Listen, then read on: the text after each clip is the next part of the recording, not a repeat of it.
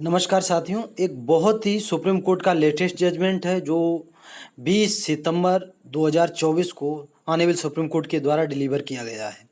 ये बहुत ही important judgement है और भारतीय न्याय प्रणाली का सबसे महत्वपूर्ण और इम्पोर्टेंट जजमेंट है। इस जजमेंट में honourable Supreme Court of India ने जो लंबे समय से लोग कलाबाजियाँ करते थे और न्याय प्रणाली के साथ खेल खेलते थे, उस न्याय प्रणाली के साथ खेल खेलने वालों पर शिकंजा कस दिया है। इस जजमेंट में ऑनरेबल सुप्रीम कोर्ट ने सीबीआई को जांच करने का आदेश दिया है और 2 महीने के अंदर सीबीआई के डायरेक्टर को रिपोर्ट सौंपने के लिए न्यायालय में रिपोर्ट 2 महीने के अंदर सौंपे, इस बात का डायरेक्शन किया है।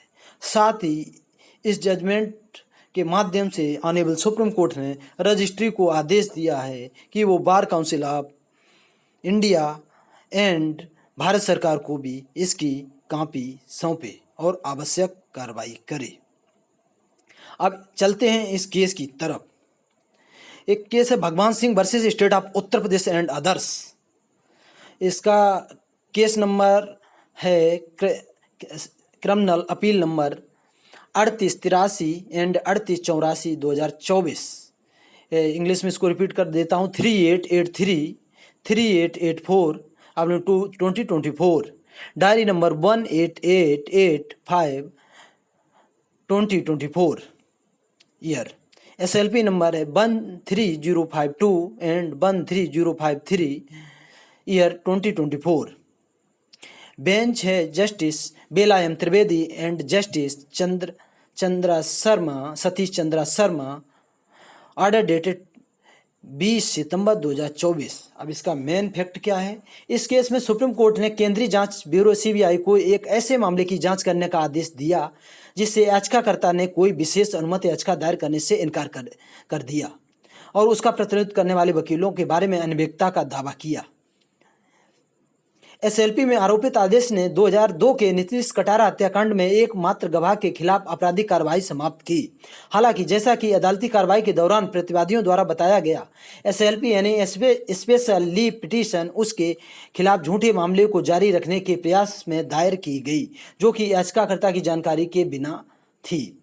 निर्णय सुनाते हुए जस्टिस एम त्रिवेदी ने कहा कि हाई कोर्ट और सुप्रीम कोर्ट को धोखा देने की कोशिश की गई तथा प्रतिवादी नंबर 3 एंड 4 और उनसे संबंधित सहयोगियों और वकीलों द्वारा पूरी न्याय प्रणाली को दांव पर लगाने की कोशिश की गई, जो न्यायालय में दाखिल किए जाने वाले दस्तावेजों को जाली बना रहे हैं तथा भगवान सिंह के नाम पर उनकी सहमति और उनकी जानकारी और अधिकार के बिना झूठी कार्रवाई कर रहे हैं।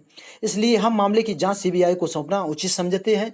सीबीआई यदि आवश्यक समझे तो प्रारंभिक जांच नियमित मामला दर्ज करेगी और यह कथित अपराध और न्यायालय के साथ धोखाधड़ी करने के लिए सभी लिंक की जांच करेगी। सीबीआई के निदेशक 2 महीने में इस न्यायालय को रिपोर्ट प्रस्तुत करेंगे। साथ ही इस केस में न्यायालय के प्रति वकीलों की जिम्मेदारी के बारे में कहा कि कोई भी पेशेवर आपराधिक कृत्यों के लिए अभियोजन से मुक्त नहीं है। न्यायालय ने आगे कहा कि वकालतनामा और न्यायालय में दाखिल किए जाने वाले दस्तावेजों पर हस्ताक्षर करने वाले प्रत्येक वकील और न्यायालय में विशेष रूप से सुप्रीम कोर्ट और सुप्रीम कोर्ट में किसी पक्ष की ओर से उपस्थित होने वाले प्रत्येक वकील से यह माना जाता है कि उसने कार्रवाई दाखिल की है और अपने हस्ताक्षर किए हैं तथा पूरी जिम्मेदारी और गंभीरता के साथ उपस्थित हुआ। कोई भी पेशेवर तो बिल्कुल नहीं अपने आपराधिक कृत्यों के लिए मुकदमा चलाए जाने से बच सकता है।